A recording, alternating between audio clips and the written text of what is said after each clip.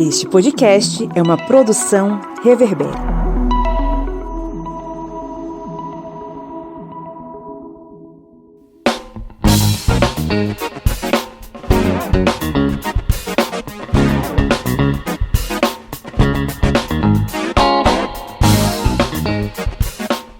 Olá, historiantes! Está entrando no ar mais uma vez, mais um programa do seu podcast sobre as ciências humanas, né? O podcast do historiante, aquele podcast que está aí envolvido na missão de te dar ferramentas, mecanismos para combater o império da ignorância. Eu sou o Pablo Magalhães e estou aqui acompanhado dessa galera maravilhosa que está sempre comigo a cada semana. O senhor Kleber Roberto. E aí, pessoal, beleza? A senhora Lídia Verônica. Oi.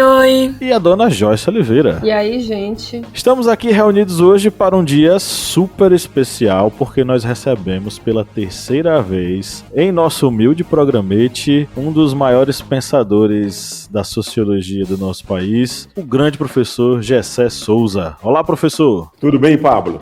É um prazer estar aqui. Então vai, seja bem-vindo. Tudo bom, pessoal? Um prazer. Aqui no canal.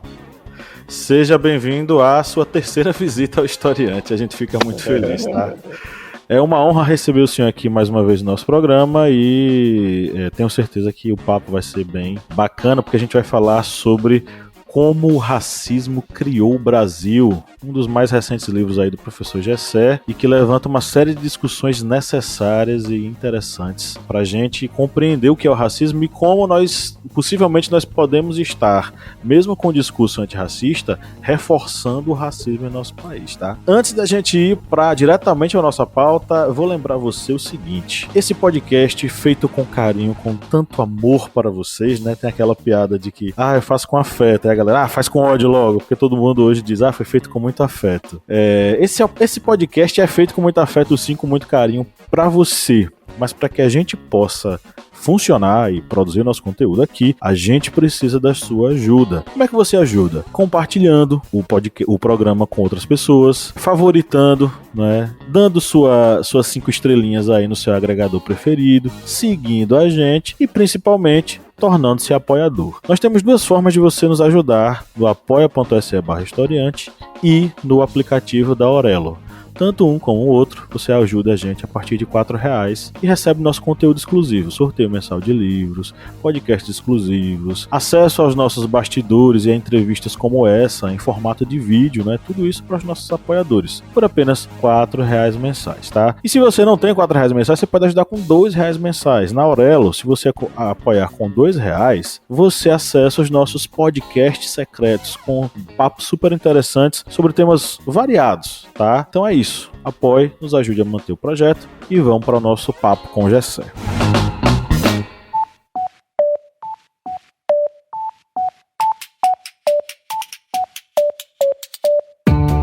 Me diga uma coisa, Lídia Verônica, qual é o melhor lugar para ouvir podcasts? O melhor lugar para ouvir podcast, pra mim, é na cama. Mas pra todo mundo, é o Aurelo. Com certeza. Além de tudo, o Aurelo nos remunera. Cada clique seu ajuda o nosso projeto a crescer. Então quer dizer que só de a pessoa ouvir, dar o play lá nos episódios, isso já nos ajuda? Nem precisa a pessoa pagar? Exatamente. Se você não pode ou não tem interesse em ser um apoiador, mas acha o nosso projeto legal, vai lá no Aurelo e dá essa força pra gente.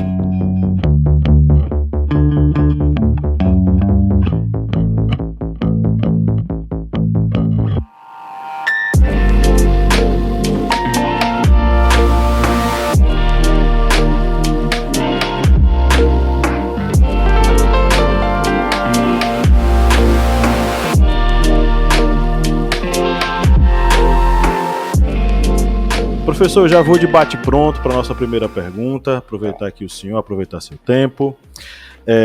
Bom, a gente está aqui envolto nas discussões em torno do racismo em nosso país e sobre aquilo que nós chamamos de racismo estrutural. Enfim, a leitura do seu livro faz com que a gente reflita bastante sobre o próprio termo e como nós lidamos com esse termo. A minha primeira pergunta vai girar em torno do seguinte: afinal, o que é esse racismo que criou o Brasil e por que parte dos estudos acadêmicos hoje, segundo o senhor, prova a existência, mas não explica propriamente esse racismo, né? Em obras anteriores, o senhor já alerta para um racismo multifacetado, né? Apresentando, por exemplo, o racismo racial e o racismo de classe como dois de seus elementos.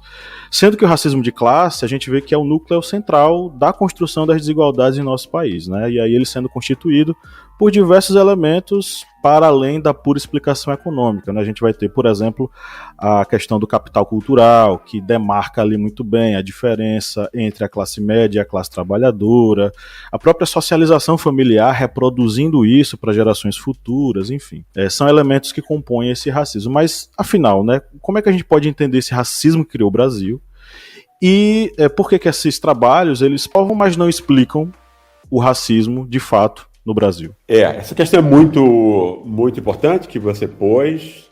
E quando eu comecei a fazer o livro, ela não estava clara na minha cabeça desse modo, né? E aí eu procurei entender. Quer dizer, o ponto importante aqui, Pablo, é também que a partir desse livro, né? Enfim, a perspectiva da teoria do reconhecimento, né, para mim foi extremamente importante. Né? O que é que significa isso? Olha, a gente vive num mundo onde as pessoas acreditam que o dinheiro é que determina as coisas. Né? Entende? Todo mundo, de uma maneira ou de outra, em diversos graus, acredita nisso. Entende? Então, o dinheiro manda, o dinheiro vai montar as hierarquias. Dinheiro e poder, né? Digamos assim. Isso é errado, isso é falso. Né? Entende? Se você pegar o liberalismo, se você pegar o marxismo, etc., você tem a repetição disso. Né? E, no fundo, o que é que isso esconde? Isso esconde um aspecto extremamente importante da dominação social, que a dominação social se dá por ideias, não se dá de nenhuma outra maneira. Entende? Então, nós somos seres, né, animais racionais e tal. Isso implica que, no nosso caso, a gente não recebe DNA. Entende? Né? E, no fundo, a gente nunca reflete sobre essas coisas. É isso que faz com que esses estudos sejam superficiais, alguns muito bem feitos e tal, mostram, não estou aqui fazendo uma crítica, mas nenhum deles, né, tem a preocupação reflexiva de se distanciar em relação aos pressupostos do pensamento. É isso que não é pensado, e quase nunca é pensado. Né? Entende? Quer dizer, e aí, no fundo, é muito importante para que a gente saiba essa questão do racismo, que a gente saiba que, em última instância, e é sempre mais importante isso, uma coisa que eu aprendia, né, há algum tempo, jovem ainda, isso me ajudou muito, é que para você compreender uma coisa, você tem que pegar qual é o aspecto hierarquicamente principal. Né? Percebe? Quer dizer, porque os outros todos vão se subordinar a ele. Né? O mundo não é uma confusão. Né? O mundo é ordenado, segundo, né, formas de poder, dominação, etc. Se você souber qual é a forma mais. Né? E aí o mais importante é qual é a necessidade humana mais importante e última. Entende? Né? E aí a necessidade de reconhecimento. O que é reconhecimento? Reconhecimento é você ser respeitado pelos outros. É você ter possibilidade de autoestima, de autoconfiança e tal. Ninguém é gente sem isso. Percebe? Né? E se a gente pensa no dinheiro e poder, né? Não é sequer explicável, Pablo, que uma pessoa muito, muito rica continue querendo mais dinheiro, entende? Alguém tem $1 bilhão, ok? Ele pode comprar qualquer coisa, ele tem todas as suas necessidades satisfeitas, dele e da família dele, do melhor modo possível. Mas ainda assim ele quer mais dinheiro. Por quê? Tá certo? Né? Ou seja, é o valor de distinção que o dinheiro traz, que a posse do dinheiro e do poder traz. Ou seja, então não é o dinheiro, nem são as relações econômicas, nem muito menos o interesse econômico que guia as pessoas, as sociedades e as classes. Né? Entende? É a necessidade de você ser reconhecido. Nós somos seres frágeis. Tem medo da morte, doença, não sei o que e tal. Entendeu? Né? O liberalismo tenta nos pôr como fossem super-homens, campeões, tal, né? Conquistando montanhas. Então, isso é uma bobagem. Né? Nós somos medrosos, angustiados, temos medo, reprimimos esse medo e tudo, mas esse medo está lá. Para seres tão frágeis, ele precisa ser reconhecido pelos outros. Percebe? Senão você vai para o álcool, senão você vai para a loucura, senão você vai... Entendeu? Como acontece com muita gente. Né? Entende? Então você precisa disso. Agora, o reconhecimento ele pode ser o quê? Ele pode ser universalizável, né? Em algumas sociedades você se aproxima disso, embora em nenhuma seja perfeita, né? Ou ele pode ser, numa sociedade desigual, ele nunca vai ser universalizável, ele vai sempre ser utilizado para oprimir os outros. Né? Percebe que é o caso de uma sociedade como a brasileira e como uma sociedade como a americana, que é uma sociedade, né, idealizada de modo basbaque no Brasil, né? Entende? Que é outra bobagem grande. Então, a explicação do racismo racial como sendo uma coisa disparatada em relação às outras dominações nunca foi, para mim, compreensível. Eu nunca entendi isso. E até o tema do racismo de classe, que você mencionou antes, que foi uma, né, quer dizer, que foi uma percepção que eu pude aprofundar com Bourdieu, com Pierre Bourdieu, né? Entende? Já mostra isso, que racismo não é só a raça, inclusive não existe racismo racial, né, que não esteja ligado à classe, percebe? Né? É porque a classe também é muito mal compreendida, Pablo, não é só o racismo, entendeu? A classe é muito mal compreendida, quer dizer, a classe é vista como pela dimensão econômica também, né? E essa falta de compreensão muitas vezes permite que elas sejam, as classes trabalhadoras, por exemplo, não consigam se identificar enquanto classe e não consigam distinguir esse jogo de classe, né? E não consegue, né? Aí por conta disso é que você afinal você vê a cor das pessoas. Então é inegável, não é isso? E aí como quer dizer, mais de 90% dos negros são muito pobres, né? Não só pobres, são, né, condenados à barbárie, são marginalizados, excluídos, perseguidos, né? Aí você tem, então a única coisa que existe é a raça. E a dominação sabe disso, né? Entende? O capitalismo financeiro americano, etc., né? Entende? Se legitima a partir disso. Então você esconde as classes e aí você diz que o problema que restou é você fazer com que mulheres e negros possam ter os cargos que antes eram dos homens brancos, né? Entende? Quer dizer, que é uma mentira, porque não existe combate à desigualdade sob a forma individual e meritocrática, percebe? Né? Isso tudo me fez o quê? Me fez ir à procura, né, de um quadro de referência teórico, etc., que me tomou muito tempo. Eu estudei muitíssimo para esse livro, né? Aproveitei a pandemia para isso, né? E mudou muito, quer dizer, me ajudou muito, né? Entende? E eu procurei ver o quê? Ora, o mais importante, que ninguém pensa, né? Por que você tem raiva de um negro e tal? Entendeu? Não? Quer dizer, ninguém... Por quê? Qual é o que existe por trás para explicar isso? Então, não se pergunta isso. Não se pergunta isso no Brasil, não se pergunta isso em lugar nenhum. Percebe? Né? Eu não me encontrei. Né? Eu estudei quem eu podia, etc. Não encontrei ninguém que pudesse explicar isso. Percebe? E aí, então, eu peguei... os meus estudos, não só, né, Weber, Bourdieu, etc., mas também os estudos sobre teoria crítica e reconhecimento, Habermas, Charles Taylor e Honneth, etc., me ajudaram, né, que já eram pensadores que eu havia estudado antes, mas que eu, reestudei. Né? Isso foi importante porque aí você vê que a forma que a dominação assume no Ocidente, que já é uma coisa distinta, né? Ou seja, eu sou um brasileiro que está aqui querendo analisar o Brasil com a base na herança ocidental. Não é assim que o Brasil é percebido. O Brasil é percebido de um modo maluco, né? Ridículo, como sendo uma coisa ibérica que vem de fora. Então, é uma coisa louca. Isso é uma bobagem pré-sociológica. A gente já discutiu isso em outros encontros. Né? Então, o mais importante para mim foi como é que a dominação se monta. Ela se monta em todos os níveis. Que os níveis são gênero, classe, raça e cultura. Né? 4, não consegui ver um outro. Né? Todos eles se articulam no Ocidente de uma única maneira, pela posição do espírito e corpo.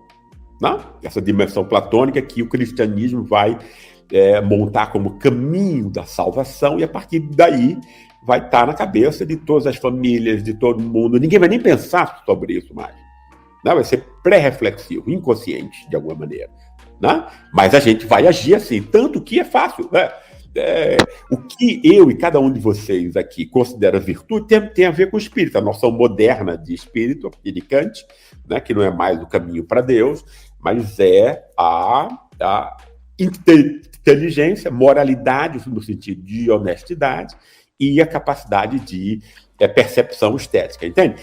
Tudo que a gente admira está ligado a essas 3 dimensões, Paulo. Não existe uma quarta, não existe uma quinta, muito menos uma sexta. Né? São essas 3 dimensões e nenhuma outra. Né? A contraposição só funciona se ela for ligada, se ela tem um antagonismo. O antagonismo continua sendo o corpo. E o corpo vai ser percebido o quê? Aquilo que nos liga aos animais. Né? Aquilo que desumaniza, portanto. Né? Então as mulheres vão ser vistas como sexo, etc. Uma loucura completa, mas é assim que é. Inclusive as próprias mulheres se veem assim. Né? As culturas dominadas como corruptas, né? Entende? Ou seja, essa coisa que o brasileiro acha de si mesmo, que é uma idiotice, né? Montada por nossos pensadores e aceita pela esquerda e pela direita desse modo, percebe? Então você vai ter aí o quê? O mesmo mecanismo funcionando em todas as dimensões da dominação. Né? Aí eu tento pegar nesse livro o quê? Primeiramente, o racismo, que é global, que vai ser montado a partir de 1500, quando a Europa vai conquistar o planeta todo, né? Que vai estar montado nisso, na forma europeia, mas depois na forma americana, que finge não ser mais racista, percebe? Ela vai ter essa mesma dimensão. Então, tanto o pobre, o negro, a mulher e as culturas oprimidas vão ser animalizados. Por quê? Porque elas vão ser percebidas como sendo corpo, seja sob a forma da corrupção, a preguiça, a burrice, a feiura, ou normalmente tudo junto. Né? Percebe? Então é a mesma operação. Por que você vai separar um negócio de outro? Né? Outra coisa, o próprio racismo racial assume outras formas. A guerra contra o crime, a corrupção, como entre nós, é isso que eu procurei mostrar no livro, etc. Né? Essa coisa, esse falso moralismo da corrupção no Brasil é uma forma de você manter o racismo, racial no caso, sem falar na palavra raça. Né? Percebe? Né? Então, se a gente não percebe o racismo sendo múltiplo, né? A gente vai ser feito de idiota, Pablo. Né? Toda vez que o racismo assumir uma outra coisa que não é imeritamente racial, entende?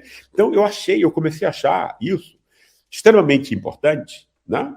E um grande... E aí, todas as formas como essa questão é abordada no Brasil, né? Então, essa coisa de lugar de fala, representatividade, etc. Quer dizer, nada disso vale um centavo furado, percebe isso? Né? Essas ideias são ridículas, a gente tem que dizer desse modo. Né? Porque são ideias que adquirem um quadro de sagrado, como se estivesse emancipando pessoas. Não está emancipando. Isso é uma mentira. Né? E não se emancipa ninguém com mentira, percebe? Você dizer que o oprimido sabe mais da própria dor só porque ele é o oprimido é uma bobagem monumental. Percebe isso? Isso é uma idiotice. Né? Então, por quê? Ora, porque senão você não oprime ninguém, você não vai dominar ninguém, percebe? Aí, o lugar social, você fala que o lugar social não implica na consciência, não é isso? Da dominação? Exatamente. O contrário até. Né? Ele pode ser, se houver um esforço, percebe? Né? E aí você tem um historiador como E.P. Thompson, que fez a história da classe trabalhadora inglesa, né? E ele diz, olha, a primeira classe trabalhadora, não é a primeira classe oprimida no mundo que adquire consciência de si mesma, percebe? Né? Isso significa o quê? Que todos os outros oprimidos, em todas as épocas, em todos os lugares, não tinham a menor noção sequer que ele era o oprimido, percebe? Né? Hoje já estariam libertos, né? Isso que eu tenho atrás também. Hoje já estariam libertos, se eles tivessem toda essa consciência, né? De oprimidos, já seria uma classe liberta. Oprimidos, Lu. Ninguém é oprimido. Quer dizer, porque aí, ou você não é mais o oprimido, ou você já está encaminhando as lutas para não ser mais o oprimido, percebe? Das duas, uma, né? Então, ninguém aceita a dominação, né? Então, é perceber o quê? A dominação como algo que é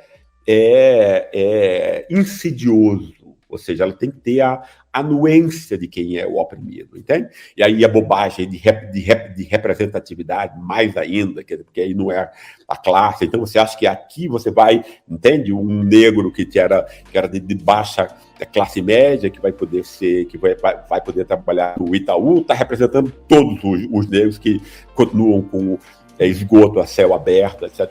Mentira, tudo é mentira. Mentira dos bancos, da Rede Globo, etc. Né? E virou a forma como no Brasil é discutido o racismo. Entende? Sobre essa forma, né, superficial, não só superficial e frágil, teoricamente não vale um centavo, mas não é só isso. Né? Uma forma extremamente manipuladora, porque representa uma ascensão individual que já existe no Brasil há 500 anos. Né? Entende? O processo de embranquecimento no Brasil sempre, né, incluiu mulatos e negros talentosos, desde que assumissem os valores do dominador. Esse identarismo,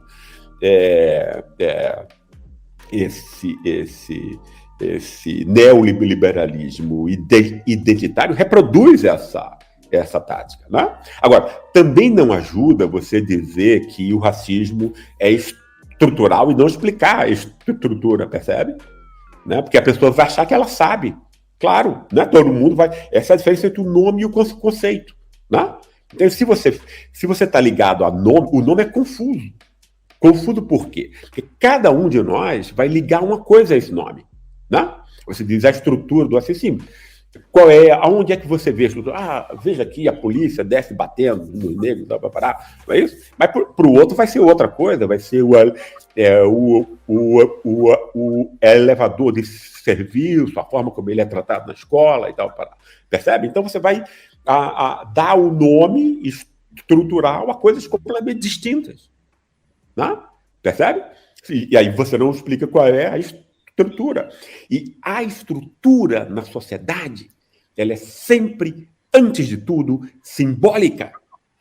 Né? Que é outra coisa que não se percebe no senso comum.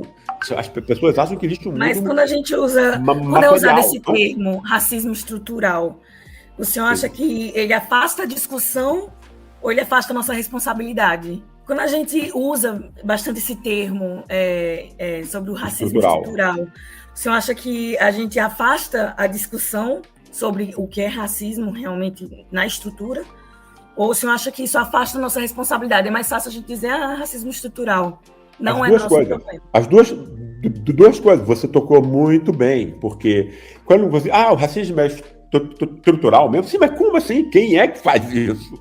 Como faz? Como isso é feito e tal? Quais são? Entendeu? Você precisa explicar isso. Não? Porque aí a gente se exclui, né? A gente se exclui da responsabilidade de combater o racismo. Também, exatamente. Especialmente a responsabilidade do teórico, que tem que explicar as coisas. Ele finge que está explicando, percebe? No fundo, não está explicando nada. Né? Entende? Quando eu fiz esse estudo, vindo do início da religiosidade ocidental, né? É porque, para mim, a estrutura está aí, percebe? A estrutura são esses elementos, né, de uma hierarquia moral que vai estar em todas as instituições, né? É assim que se dá a transmissão cultural, é por instituições. Né? Então, e que vai é dominar as nossas avaliações, sem que a gente tenha consciência delas. Não? Entende? É outro dado que tem que ser mudado. Quer dizer, no senso comum, a gente acha que a gente cria ideias, que a gente não sei o quê, que a gente sabe tudo. É uma bobagem isso. Normalmente a gente não sabe nada. O que a gente tem na cabeça é literalmente bobagem. É o lixo que a imprensa põe, o lixo da indústria cultural e as fantasias que cada um de nós cria para tornar a única vida que a gente tem palatável, porque é a única que a gente tem. Né? Entende? Então, normalmente, o que a gente tem na cabeça é bobagem. É claro que isso vai mudar de uma pessoa para outra. Então, a única coisa que interessa é o comportamento. Né? Percebe? Não é o que a pessoa diz e acha. É como ela se comporta. Só isso importa. Né?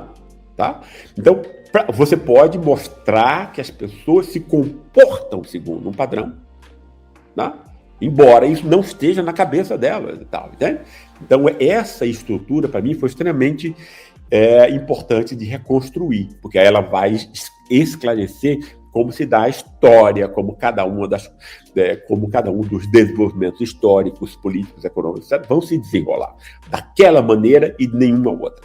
Né? Aí você precisa saber o quê? Você precisa saber que estrutura é essa, né? Que está comandando todas as nossas ações, todas as nossas avaliações do mundo, todo o nosso comportamento, sem que a gente tenha a menor ideia disso. Isso não tem problema nenhum. Né?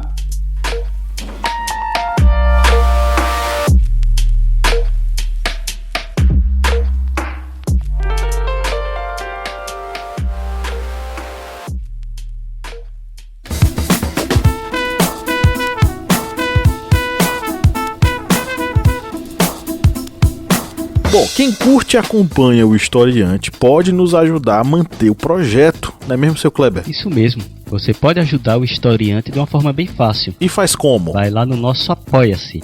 O link é apoia.se/historiante. E além de estar contribuindo com o Portal Historiante, você também vai ter uma série de vantagens, como fazer parte do nosso grupo secreto no Facebook, fazer parte também do sorteio mensal de livros. Olha só quantas vantagens para você. E tudo isso a partir, olha só, de R$4, que não dá nem para pagar meio litro de gasolina nesse ano agora de 2022. É tão pouco para você, mas é muito aqui para o Historiante. Vá lá no nosso Apoia-se e contribua. É isso aí, o link tá na descrição desse episódio.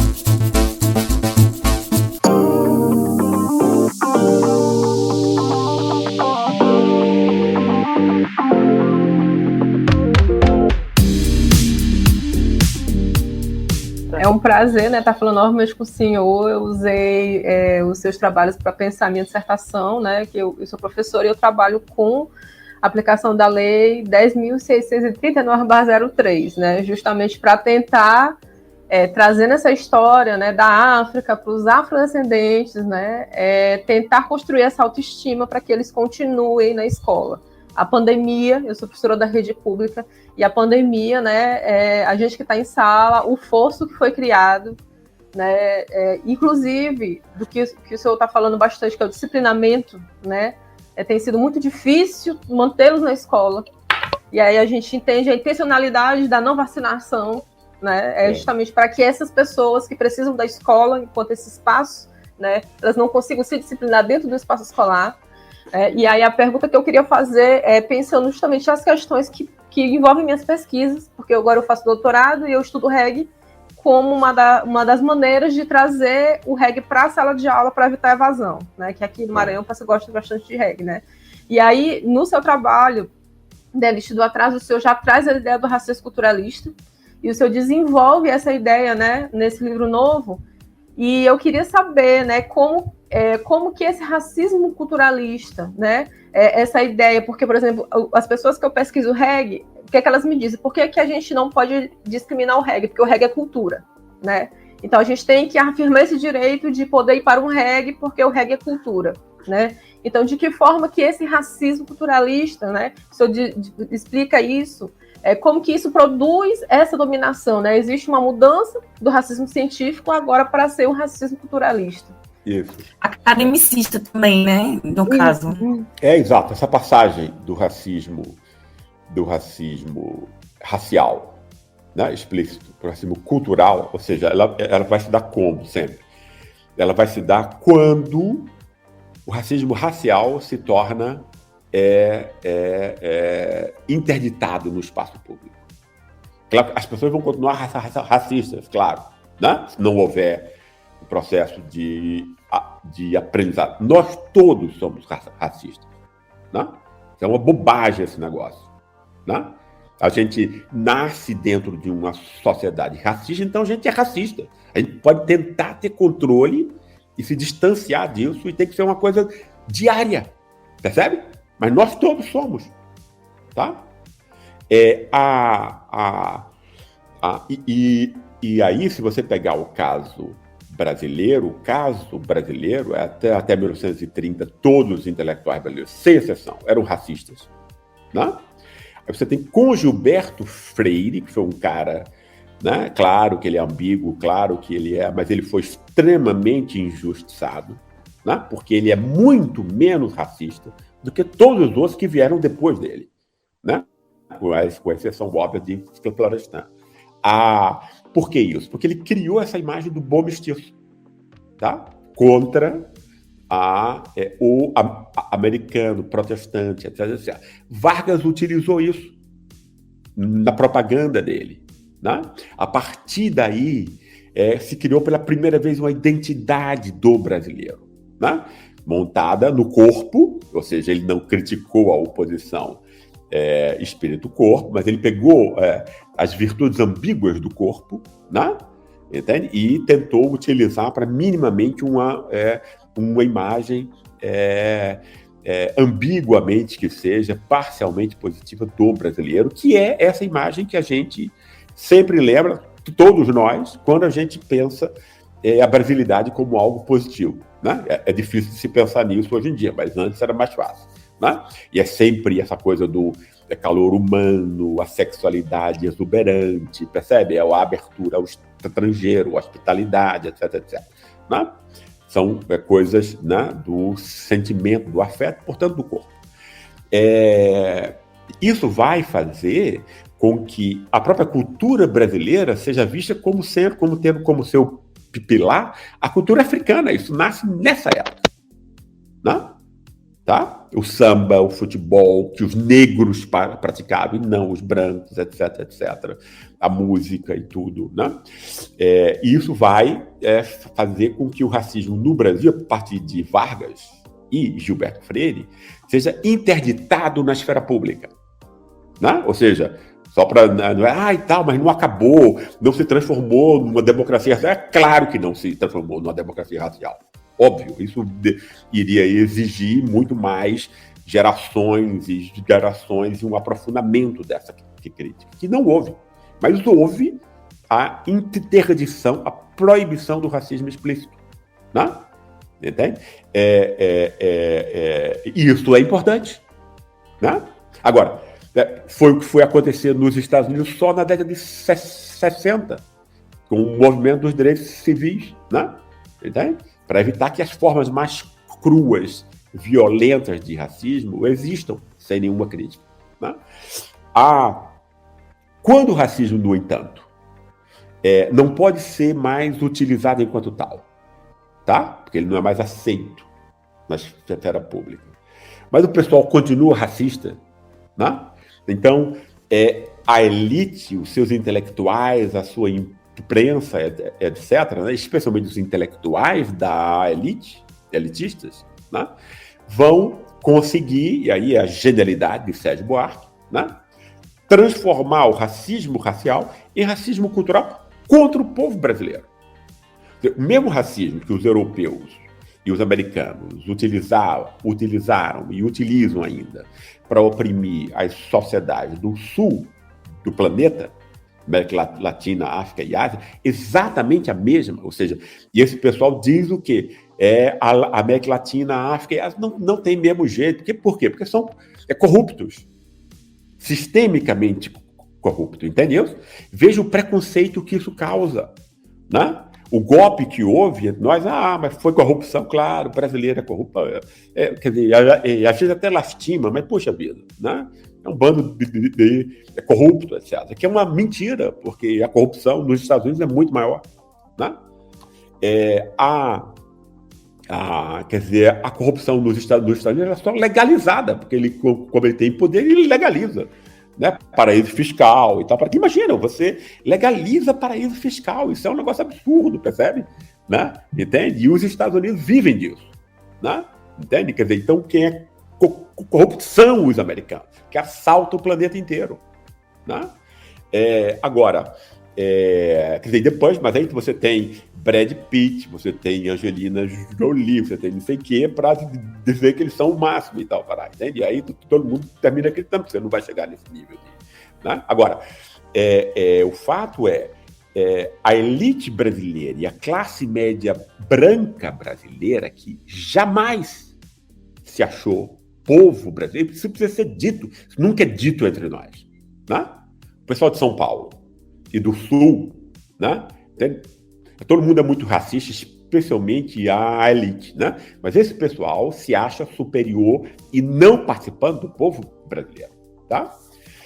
Em 1936, então, quando o Sérgio Buarque monta essa imagem aí do homem cordial, que é o homem de quê? É o homem do afeto, da corrupção. Antes de tudo, da corrupção, percebe? Né? Então, a elite brasileira, os seus intelectuais, vão montar o mesmo preconceito, né, que existia internacionalmente dentro do próprio país. E ele vai ser como? Ele vai ser moralista. Né?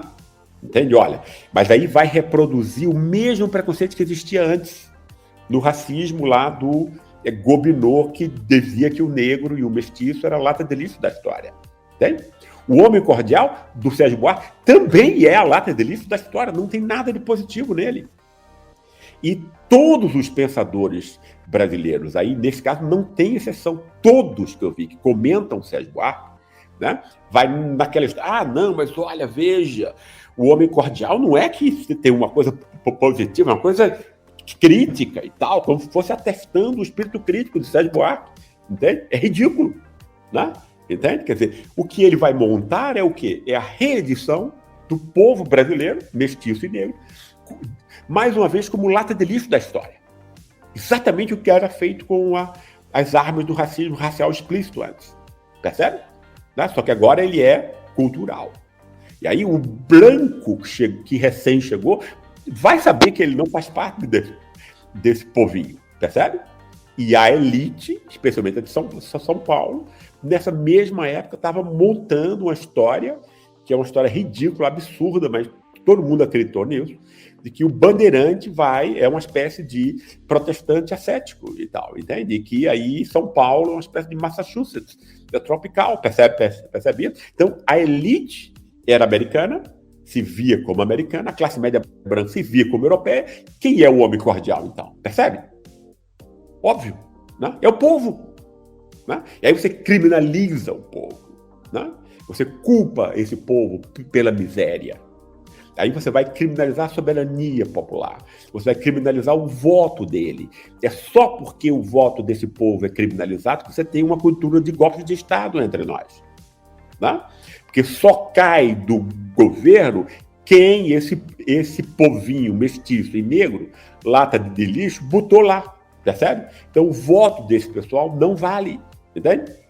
Ou seja, então a gente tem que ter todas essas dimensões aí e perceber muito bem esse aspecto camaleônico do poder, né? De sempre ter novas vestes, etc. Isso é extremamente importante para o racismo. Né? Entende? Que aí o racismo no Brasil hoje em dia, né, ele funciona de um modo completamente distinto do que era antes. Né? É como se não houvesse racismo. Né? Porque ninguém está falando em raça mais, percebe? Né? Entende? Mas é claro, né? A polícia sabe que ela pode matar, a classe média branca sabe em quem pode passar com o carro por cima, que não vai ser preso e tal, né? Mas isso tudo fica no nível pré-reflexivo. Professor Gessé, é um prazer conversar contigo. Tem uma pergunta que vai pegar um ponto que o senhor comentou anteriormente, relacionado ao falso moralismo. E é um ponto até interessante do seu livro, que ele fala que o moralismo de fachada será sempre o pretexto da elite do saque e da classe média branca para frear qualquer política de inclusão popular nos últimos 100 anos de história brasileira. Então, a pergunta seria a seguinte: a ideia de que no Brasil não existe racismo, devido a esse falso moralismo, acaba reforçando a ideia de que a meritocracia é válida, independente aí das condições sociais, educacionais e raciais na nossa sociedade? Eu acho que é exatamente isso. Se junta, você pegou muito bem, Kleber. Juntam-se aí duas coisas, né?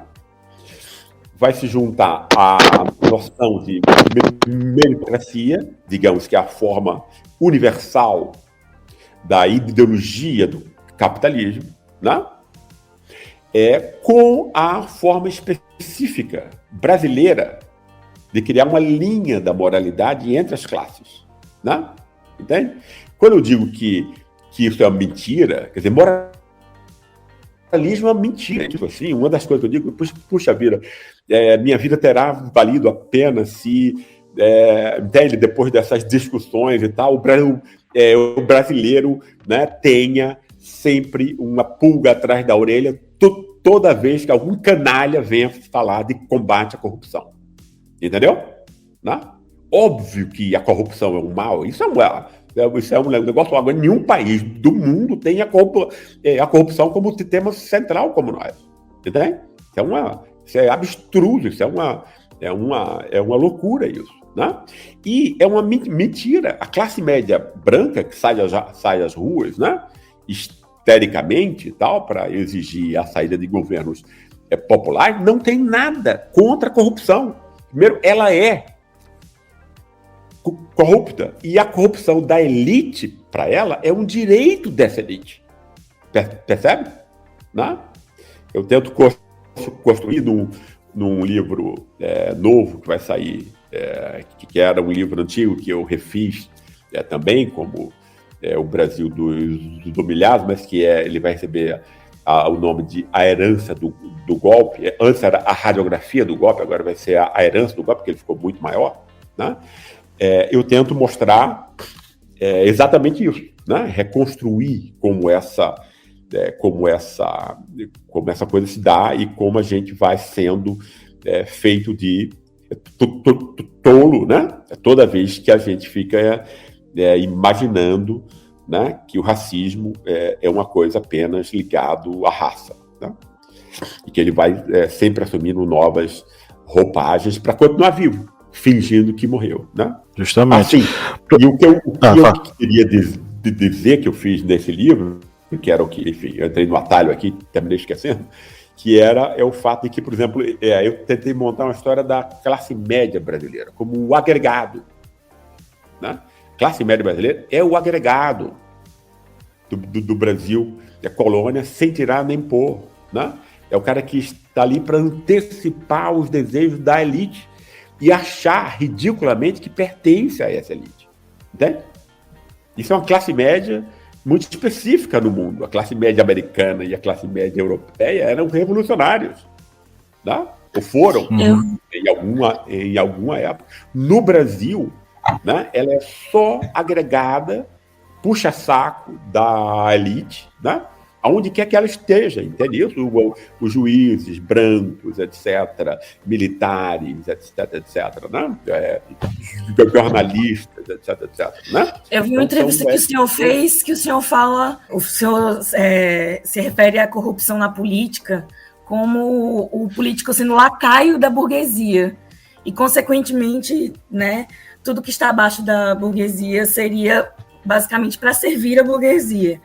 Então, o senhor, não sei se o senhor fala isso nesse livro, mas eu lembro dessa entrevista e isso me marcou bastante. E chamou minha atenção, porque o senhor fala que a corrupção ela não nasce na política, ela nasce na burguesia. Claro, exatamente isso, né? No fundo, esse tema da corrupção, ele foi montado para quê? Para ele ser um bode expiatório, né? Entende? É sempre a gente... eu sempre penso, e aí é de novo um pouquinho aquela coisa que eu estava conversando com o Pablo já antes, que o principal é o mais importante, né? Tá? E as coisas que são... Porque você pode compreender uma sociedade inteira como ela funciona, se você percebe o que é o principal nela. Entende? Você não precisa conhecer todos os pipoqueiros da esquina, a pessoa que vende fruta e não sei o que, entende? Não é assim que funciona. Né? Não é você ficar conhecendo empiricamente o mundo que vai ajudar você a compreendê-lo. Isso é uma bobagem. Né? Você compreender o mundo teoricamente. Você precisa reconstruir teoricamente o mundo para dar a compreensibilidade que ele não tem no senso comum, porque ele é um mundo injusto. Né? E a questão principal, para a gente entender como toda a sociedade funciona, é mais importante que qualquer outra, é a forma como ela é legitimada. Isso é óbvio. Né? Se o mundo é injusto, é desigual, né? Tá? Então ele tem que ser legitimado de alguma maneira, né? Para que as pessoas aceitem esse mundo. Essa aceitação é a legitimidade e é o instante de criação e reprodução da sociedade. O resto inteiro vem depois. Né? Então, sempre... Né, o que eu penso é o que é que legitima essa história aqui inteira, em última análise. Percebe? Então, o que vai legitimar é você explicar o quê? Num país rico como o Brasil, né, tá? 80% da população é pobre. Entende? 80% da população brasileira, a partir daí, de baixo, né, não tem acesso a benesses do mundo moderno. Não tem acesso a direitos. É claro que quem está muito mais abaixo tem menos ainda. Né? Mas 80% do Brasil é subgente, de alguma maneira. Como você pode legitimar isso? Né? Tem que criar um bode expiatório. Tá? Vai culpar o quê? O Estado, a política. Por quê? Porque a política, o mercado pode ser controlado. Né? E é onde está o orçamento público, que é o que a elite quer roubar. Né? Tá? Antes de tudo, o orçamento público. Quer roubar as outras coisas, quer roubar a empresa, quer roubar não sei o quê. Mas antes de tudo, quer roubar o orçamento público. Por exemplo, que é o que acontece hoje com essa dívida pública, que é uma fraude. Né? Mas aí, isso não pode, entende? Isso não pode estar no conhecimento das pessoas. As pessoas não podem saber que a gente é mandado por uma elite de ladrões, porque é uma elite de ladrões. Né?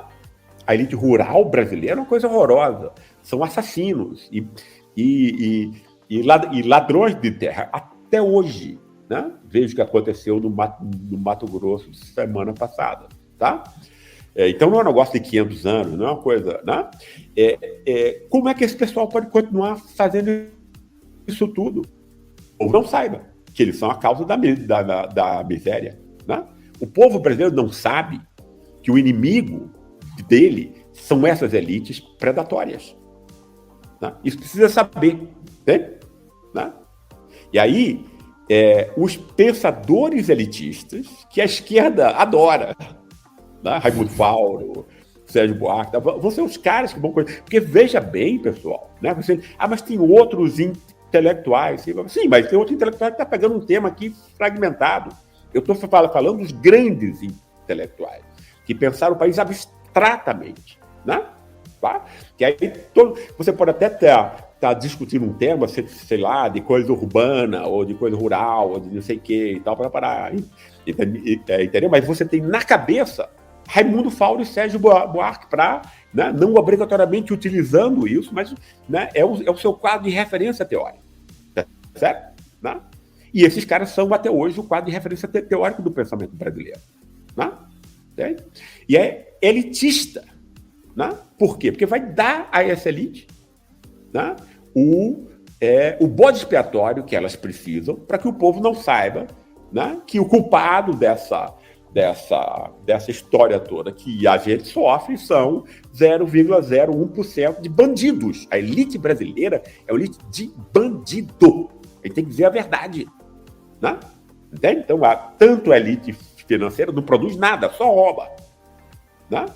como essa coisa E que muitas vezes a culpa dela é retirada para identificar justamente esses bodes expiatórios e fazer com que a atenção da população simplesmente se desvie, né? Exatamente. Muitas vezes não, Pablo. Sempre.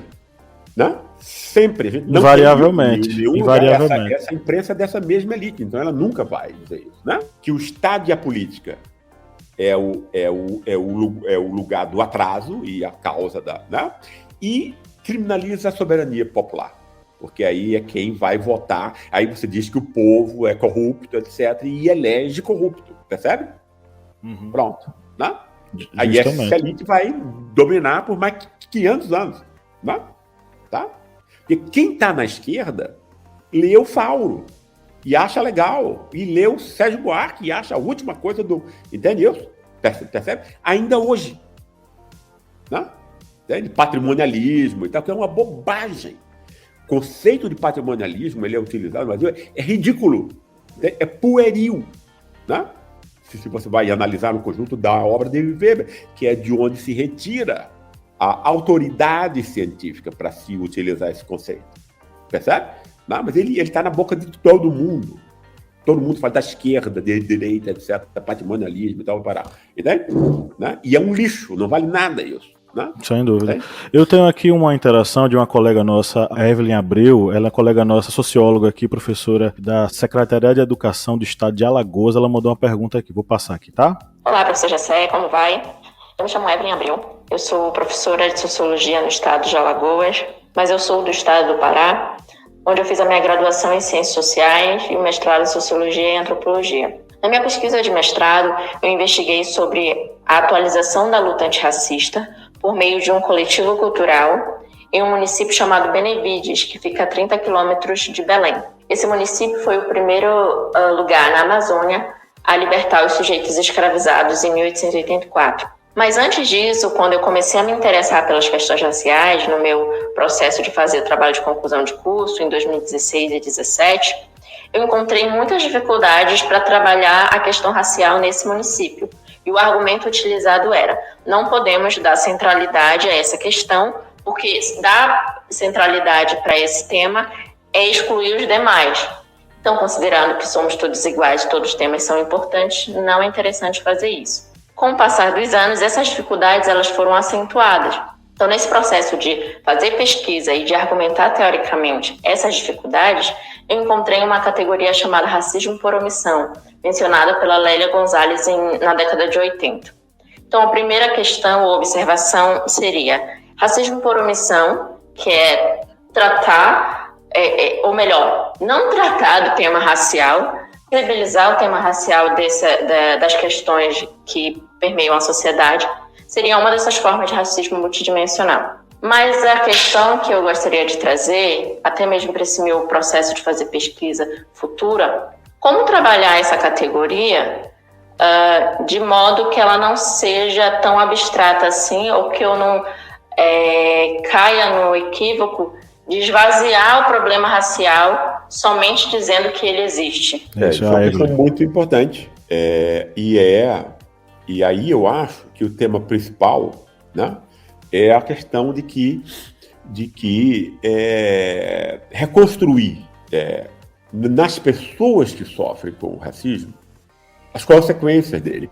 Por exemplo, né, essa é uma forma, para mim, era o que eu faria. Se eu vou querer estudar o racismo, eu vou querer primeiro compreender o que é o racismo, né? Que ele não é compreendido, continuo dizendo, né? Entende? Quer dizer, então, essa coisa do racismo estrutural, como ele foi montado, né? Mais atrapalha do que ajuda, né? É isso que a gente tem que ter em mente, mas você tem que reconstruir, de alguma maneira, o que é racismo. Porque isso é o esclarecimento que o intelectual tem que fazer. Eu acho que o intelectual tem uma função pública, né? Entende? Ele tem que esclarecer o público, leigo, né? Leigo nisso, né? Claro, você sabe aí como monta um carro, como abre a cabeça de alguém para uma operação e tal, para parar. Não é isso? Tem uma divisão do trabalho aí, que significa que quem estuda como a sociedade funciona também tem, né, o dever de esclarecer os outros sobre isso, né? E isso não é feito, né? A gente tem quer dizer, como o tema do racismo, né, foi utilizado pelos próprios dominadores, etc, etc, e é uma coisa muito, muito atraente, né? Você dizer esse negócio de lugar de fala e tal, entendeu? Se você é negro, e você foi humilhado a vida inteira e tal, né? E não tem nada que seja reconhecido, tá? Aí alguém diz, olha, mas você tem uma coisa que ninguém tem, tá? Esse cara, claro que vai pegar isso, óbvio. É aquele negócio do reconhecimento que a gente estava dizendo, né? A necessidade humana mais premente é do reconhecimento. Se você dá alguma forma artificial, mentirosa que seja, como Bolsonaro faz, né? Como muitas denominações evangélicas fazem, né? Entende? Você vai definir o seu fiel como sendo alguém, um homem de bem. Não é isso? Por quê? Porque aí você criou o homem do mal, né? O delinquente, o criminoso, que vai ser o negro, sempre, né? A mulher que não é decente, é prostituta e tal, entende? Você vai criando distinções, né? Entende? Para que você dê a essas pessoas que não têm nada e são injustiçadas e humilhadas, né? Entende? Um mínimo de descanso, né? Sobre uma humilhação que, de outro modo, seria total. Então, é compreensível isso, mas é uma mentira, né? Entende? Porque nem todos os negros podem ser modelo de marca de luxo, né? Repórter da Rede Globo, ou trabalhar no Banco Itaú, percebe? Né? Entende? Nem vai poder. 99% dos negros, mais do que isso, né? Não vai ter nenhuma chance. E a mensagem que vai ser dada para eles é, olha aqui, o que é que os bancos dizem? O que é que a Rede Globo quer dizer, no fundo? Olha aqui, pessoal. Né? Eu tenho negros aqui, percebe? Você aí embaixo, não tá fazendo porra. Né? Ué, vai trabalhar, vagabundo, né? Entende? Preguiçoso, burro e tal. Claro, olha aqui, eu dou chance. Né? Entende? Essa é a leitura do capitalismo identitário, né? Que faz muito sucesso nos Estados Unidos e no Brasil. Né? Então você tem que destruir isso primeiro, eu acho. Né? Primeiro você tem que pegar a mentira. A mentira que é mais ouvida, porque senão tudo que você disser vai ser interpretado de acordo com essa mentira. Né? Então você tem que destruí-la, percebe? Né? Quando eu percebo, eu nunca ataco pessoas, eu ataco ideias. Mas quando eu percebo que uma ideia ela é mentirosa e ela vai ajudar na desigualdade, humilhação, etc., eu vou para cima, entende? Para matar, para destruir a ideia, percebe? Óbvio. Né? Sobre essa questão, o senhor traz no livro que a Globo é uma das empresas que melhor usou essa narrativa do neoliberalismo, né? Então, no caso, essa narrativa, por exemplo, transformar favelas em comunidades, trazer essa representatividade superficial, no caso, ela não aproximaria a discussão do racismo entre os oprimidos. Eu só queria entender, assim, se o senhor acha que isso realmente não aproxima os oprimidos, os negros que realmente precisam discutir sobre a sua consciência de classe, né? E, na verdade, glamoriza a luta, né? O neoliberalismo, essa narrativa neoliberalista. Perfeito, né? Perfeito, é exatamente isso. Né? Você faz de conta que é uma luta emancipatória, percebe? É incrível isso, né? O que tem uma inteligência perversa por trás disso. E é uma inteligência, porque é um esquema muito bem feito, né?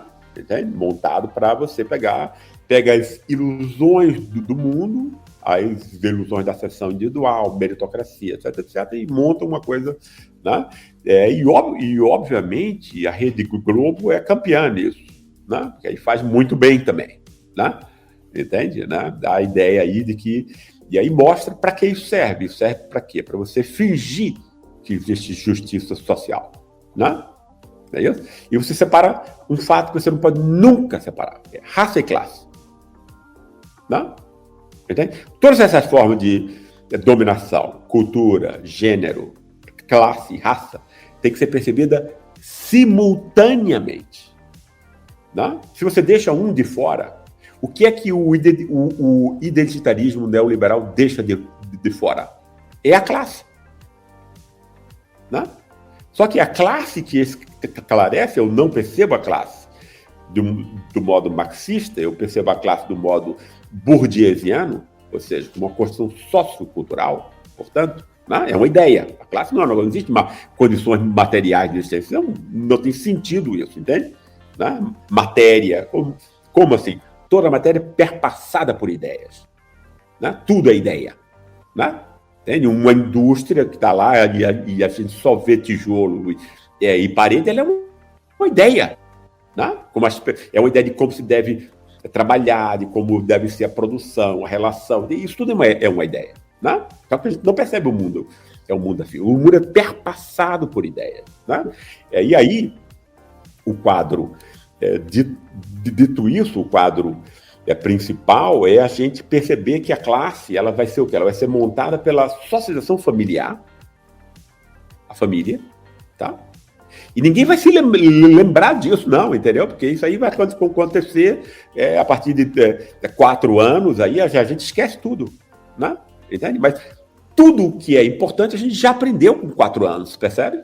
Né? Entende? Os gostos do pai e da mãe, as avaliações do pai e da mãe, etc. Isso tudo entrou já naquele que ele queria. Isso que é. Isso é classe. Percebe? Antes de tudo, isso é classe. Né? O resto é bobagem ou consequência. Percebe? A renda que você vai aferir vai depender da herança familiar que você recebeu. Se você vem de uma classe privilegiada, como a classe média branca, você já vai ter de presente, quando nasce, ou seja, que é injusto, portanto, porque ninguém escolhe aonde nasce, né? É o privilégio, é injusto por excelência, né? O de nascimento, de sangue, né?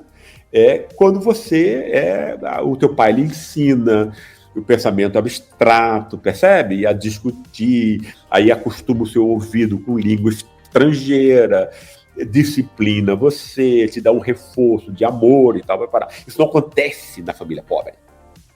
Né? Tem gente que idealiza o oprimido. Né? Entende? Essas pessoas têm o meu maior desprezo. Entende? Porque você não vai ajudar os oprimidos com isso. Entende? A verdade, pessoal, é uma coisa sempre desagradável. Eu não conheço nenhuma verdade agradável. Entende? Verdade é algo desagradável. Você tem que lidar com ela. Né? E mudá-la.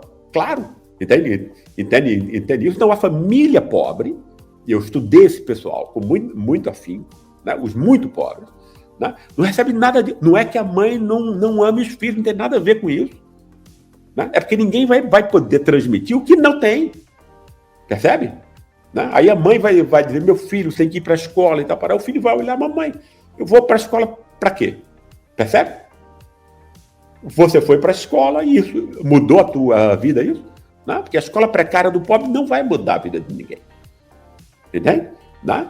E ele não vai ter pensamento abstrato, entende? Quer dizer, o pai, né? Quer dizer, dificilmente vai ser um leitor assíduo de alguma coisa. Claro, porque também o pai dele não foi. Porque foram classes perseguidas. E aí é que tem que vir a crítica. Isso foi montado pela elite, pela classe média branca. Tanto que qualquer governo que tente melhorar a situação desse pessoal, a elite e a canalha branca da classe média vai sair às ruas pedindo um golpe. Percebe? Não? Isso mostra o quê? Que essa classe dos marginalizados ela é construída conscientemente. A consciência humana, de novo, não precisa estar na cabeça. E o que a gente tem na cabeça, pessoal, é lixo, normalmente. Né? Entende? Mas o que importa é, no comportamento, essa classe, né? Entende? Vai sair à rua toda vez que tiver um Getúlio Vargas, ou um Lula, ou uma Dilma, querendo melhorar a vida dos pobres. Essa é a única razão. Né? Tá? E para a elite essa razão é suficiente, porque isso significa que vai sobrar mais dinheiro para roubar do orçamento público. Tá? E para a classe média branca vai ser importante, por quê? Porque não vai ter a competição de ninguém das classes populares, percebe? E ele vai poder continuar explorando essa classe, né? É por isso que essa canalha branca de classe média sai às ruas, né? Nunca é pela corrupção, nunca foi pela corrupção, né? Tá? Esse pessoal não tem problema nenhum com a corrupção. Perfeito. Professor Gessé, queria dizer que foi um prazer enorme receber o senhor aqui. E, enfim, toda vez que o senhor aparece aqui no nosso podcast, a gente fica assim numa alegria tremenda, porque a gente é leitor seu, e é uma outra coisa a gente estar aqui diante da pessoa que a gente lê tanto, né, para ouvir da boca dele as suas ideias, e já é a terceira vez, né? Muito obrigado pela sua presença. É claro, Pablo, e eu queria parabenizar vocês pelo trabalho que vocês fazem, que é extremamente importante, tá? E, enfim, contem sempre comigo, quando vocês precisarem. Eu vou ter sempre muito prazer de vir aqui. Um abraço grande para vocês todos. Até mais. Grande abraço, professor. Até mais. Obrigada, Tchau, tchau. professor. Até mais. Obrigada, professor.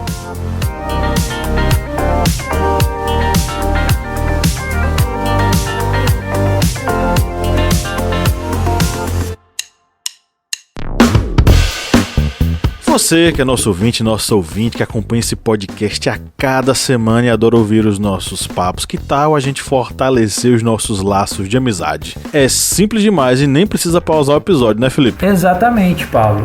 Se você está ouvindo a gente agora, seja no Spotify ou seja na Apple Podcast, para a gente ficar mais íntimo, para a gente falar cada vez mais ao seu ouvidinho, você faz o seguinte agora. Enquanto está ouvindo a gente, vai lá, avalia a gente no seu aplicativo de áudio. Vai lá no Spotify, dá 5 estrelas pra gente. Vai lá no Apple Podcasts, dá 5 estrelas pra gente. Isso fortalece o nosso relacionamento e você fica cada vez mais perto da gente. Faz isso pra gente, dá essa moral lá agora.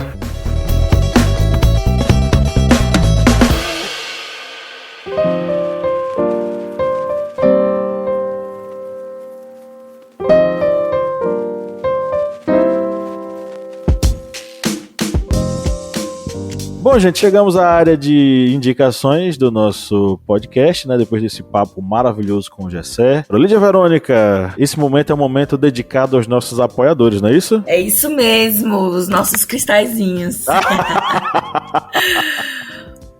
Quem são os nossos cristalzinhos? Esses são os nossos cristalzinhos e hoje a gente vai mandar um beijo especial para Saê Dutra, Thaís Meleiro e Clécio Cunha Mendes.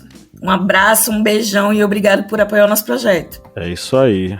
Bom, meus amigos, vocês têm alguma coisa para indicar aí para os nossos ouvintes? Alguma sugestão para playlist ou alguma dica cultural?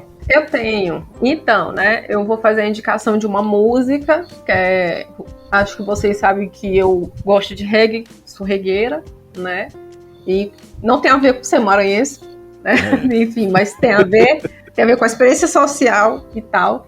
E aí eu vou indicar uma música que me ajudou a pensar na minha tese, quando eu fui elaborar o projeto, que tem a ver com o que o professor já estava falando aqui, que é do Soldiers of the Army, que é mais conhecido como Soldier, né? E a música se chama Everything Changes, que é Tudo Muda. Eles têm uma versão que é um feat com o Falcão, né, do Rapa. E aí é justamente...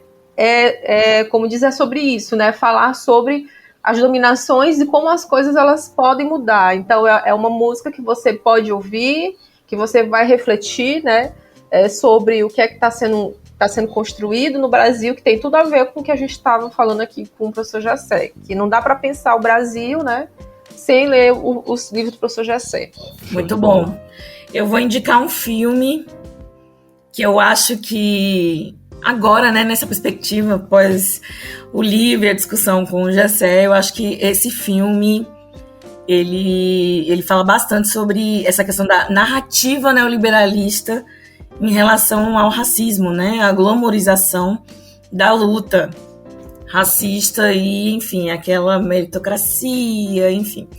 O filme é Corra, de 2017, de Jordan Peele.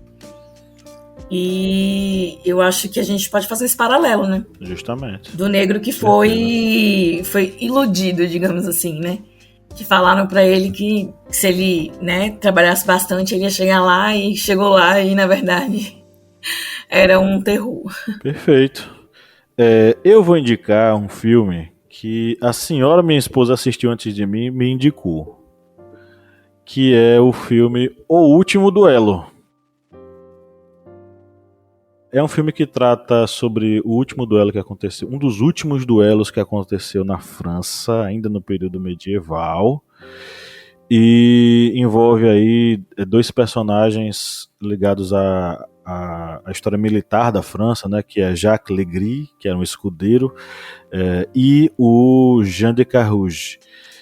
Toda a história gira em torno de um estupro. E a história, do modo como ela é narrada, meio que tenta demonstrar como existem várias narrativas sobre uma coisa, e muitas vezes a narrativa da mulher é questionada, esquecida e muitas vezes colocada para debaixo do pano, principalmente quando envolve essa questão do estupro, né? Então fica essa dica, O Último Duelo, que foi uma dica que eu recebi da minha esposa, então é a dica da dica, tá? E para nossa playlist eu vou meter aqui um Alceu Valença. Eu nunca sugeri Alceu Valença, mas eu acho que vai ser Alceu Valença, tá? E eu vou indicar a música em homenagem a Lídia Verônica, Voltei Recife. Lídia Verônica é recifense, e aí... Não é verdade, gente, eu sou baiana. Mas adora Recife, então fica aí, Voltei Recife, e é isso. Manda, Kleber. Pronto, as minhas indicações aqui, eu vou indicar um filme que temos até uma minipédia sobre ele, que é Infiltrado na Clã, que vai contar a história de um policial que conseguiu se infiltrar em um grupo da Ku Klux Klan, e ele sendo negro. E aí ele vai se comunicar com a clã através de cartas, que se passa em meados do século passado já, telefonemas, e ele vai tendo que ir para um encontro da clã, e logicamente com aquele roupão que eles têm, já que ele é negro. E ele vai mostrar também um pouquinho, mostrando ali o paralelo com a história dos Panteras Negras. Aí você assiste o filme e depois vai lá na nossa minipédia, já faz logo uma maratona. E como música, eu vou indicar uma música da banda mineira Tuata de Dana, que é uma banda de folk metal. Bruno Maia, até um vocalista, ele está bem engajado nas redes contra esse movimento fascista que está aí. E vou indicar a música The Last Pendragon e The Last Words. São 2 músicas que estão no álbum The Delirium Has Just Begun. Vou até postar aí lá no nosso grupo, né, do WhatsApp, que eu acho que Pablo não está nem conseguindo anotar. Vou indicar essas 2 músicas dessa banda mineira, que o pessoal tá aí também fazendo trincheiras contra o racismo e o fascismo. Acabei nem indicando a música, né? Racismo é Burrice, do Gabriel Pensador. Muito boa. Então é isso, galera. Chegamos ao final desse episódio que ficou maravilhoso. Um papo muito bom com o Gessé, que já é de casa, né? Veio 3 vezes já, então ele já tem um cômodo aqui na nossa casa. É isso, um grande abraço. E claro, né? Você que nos ouviu até agora, a gente produz esse podcast pra você, tá? Com muito carinho pra você que chega até o finalzinho e dá tchau com a gente. Um grande abraço e no 3 vamos dar nosso tchau coletivo. 1, 2, 3. Tchau!